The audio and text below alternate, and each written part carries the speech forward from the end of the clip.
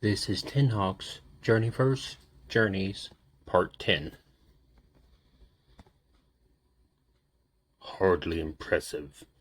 Though the human is probably tougher than most of his soft-skinned brethren, all things considered, it had been an enjoyable show. But now it was faced with the dilemma of what to hunt, now that its prey was dead. A flicker of motion attracted its attention. Ah, there are the prey's comrades. They will do nicely. Xander was laying prone on the ground, bleeding from a dozen places as his chest heaved from the exertion. He could see Terry, the priest, and the young girl walk up to him. He weakly pulled Elan over to him and deactivated the weapon, sliding her into the canvas sheath with a painful motion. "Hey, guys," he smiled weakly. "I thought I told you to stay in the car." The priest chuckled slightly. "I apologize for my rash actions." "No," Xander said as he painfully rolled to his feet. "Don't apologize to me for that of all things. A lot of things, but I'm no hypocrite. I've done the same and worse in the past couple of years, usually with results somewhat less effective than yours." "Well then," the old man smiled, "I'll accept that as a compliment." "You do that," Xander said as he walked across the clearing and retrieved the 2 pistols he dropped. Snapping them into their leathers, he returned and headed back to the group. "Hell of a night, huh, guys?" Terry smiled weakly. The priest chuckled lightly, and the young girl giggled almost hysterically at the comment. "Wasn't that funny, girl?" Xander thought, watching her carefully. She was going to need help. Help that was very hard to find in this world. Her best hope would be the priest, Xander decided. "Is it over?" Her voice was timid, but clear, better than some he'd heard in the past. "Yeah," Xander smiled at her through the pain. "I'm pretty sure it's—" Xander was cut off by a horrible screech that came from the surrounding trees. Xander arrived at the scene of a struggle a few seconds later, limping and breathing hard when he did. He hoped to hell that it wasn't another of the things like the last one, 'cause he wasn't fit to walk, let alone fight. There was nothing more than a dropped knife that looked ceremonial, and a lot of broken branches and spattered blood. Shit! "What?" Xander spun around to see the others. "Are you guys crazy? Get her out of here!" The priest ignored him and looked around. "What happened?" Xander sighed, kicking dirt over a pool of blood. "I don't know.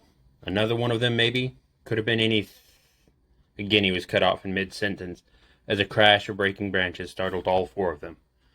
Xander jumped back as a body hit the ground inches from his position, slapping into the dirt with a boneless thud that told everyone present that it was quite dead. Xander's pistols were out in a flash as he scanned the trees for whatever dropped the body.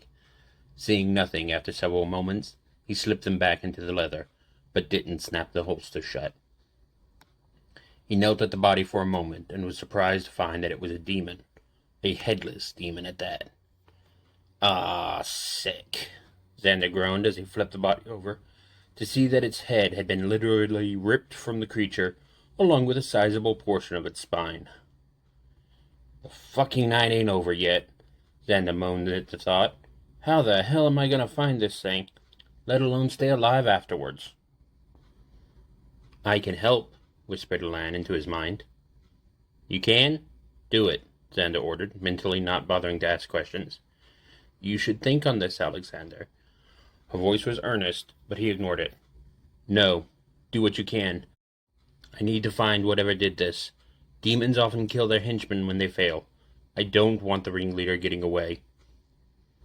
Elanthiel sighed. "Very well." She dug into her abilities and tapped into the boy.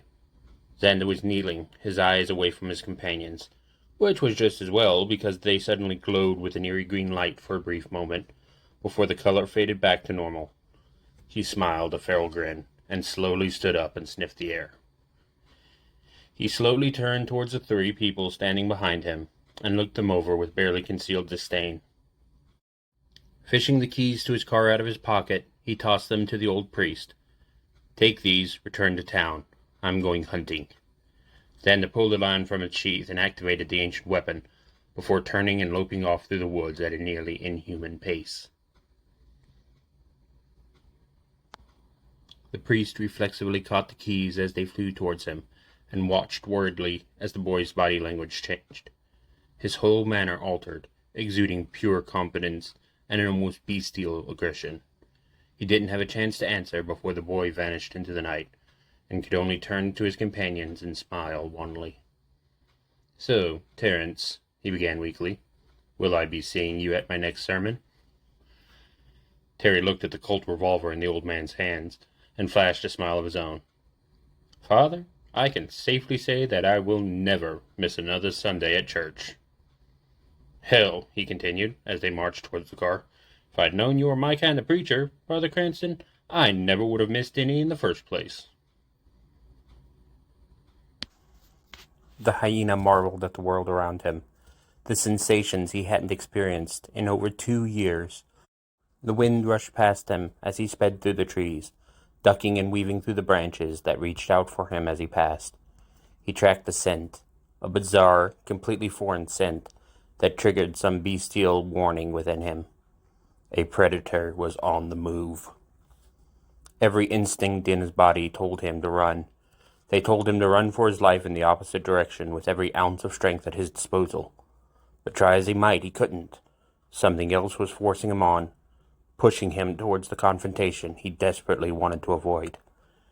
He was an alpha, the top dog of the pack. Those whispers fought against the urges to run, pushing his instincts to survive with his desire to remain the top dog. They told him that the scent was a challenger, another alpha who wanted his place in the world, a position that he refused to give up. Ever. Elanthiel would have been breathing hard if she needed to breathe. Keeping the boy's hyena persona under control was incredibly hard work, a matter of whispering the right words into its mind every few moments, or risk losing the tenuous grasp she had on it. Alexander was almost completely subsumed by the spirit, only a few pieces of him remaining at the forefront of the spirit now, pieces that had controlled the spirit's bloodlust for the few moments required to send the priest and his companions home, pieces that allowed her to direct the rage of the beast against its prey. He was strong, but the spirit was stronger in this form. Elanthiel was glad that it would not last, but she feared for Alexander's life when the spirit broke. The hyena didn't pause when it reached the stream. It dug the staff into the bank and vaulted the 20-foot span without breaking pace. The situation disturbed the hyena.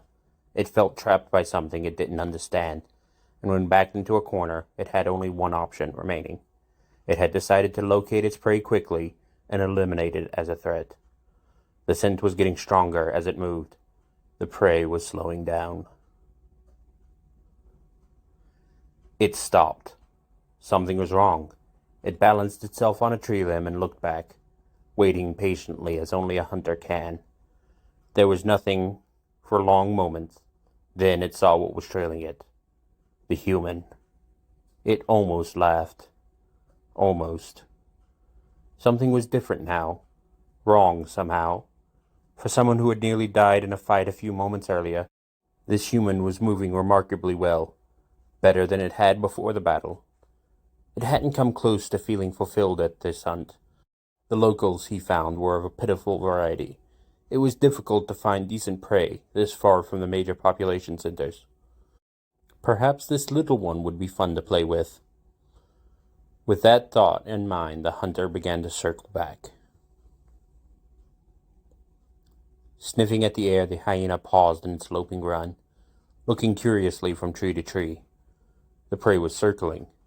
His face broke slowly into a wide, feral grin.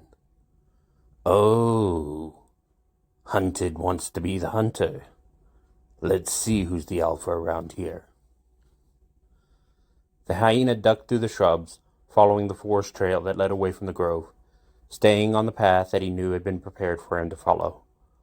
The hyena in sheep's clothing to the slaughter. But whose slaughter?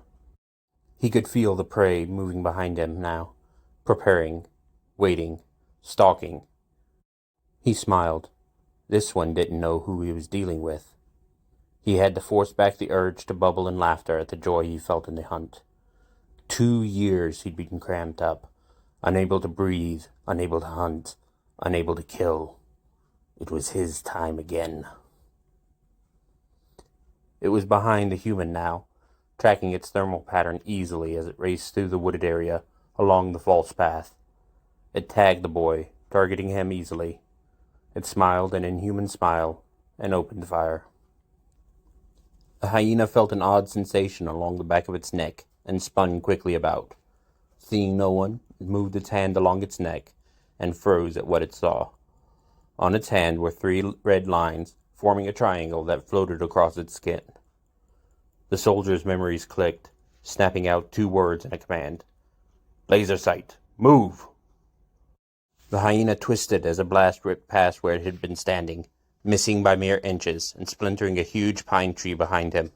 Almost instantly, the hyena's senses felt the gentle tickle of the beam floating across its skin again, causing him to twist violently in the opposite direction.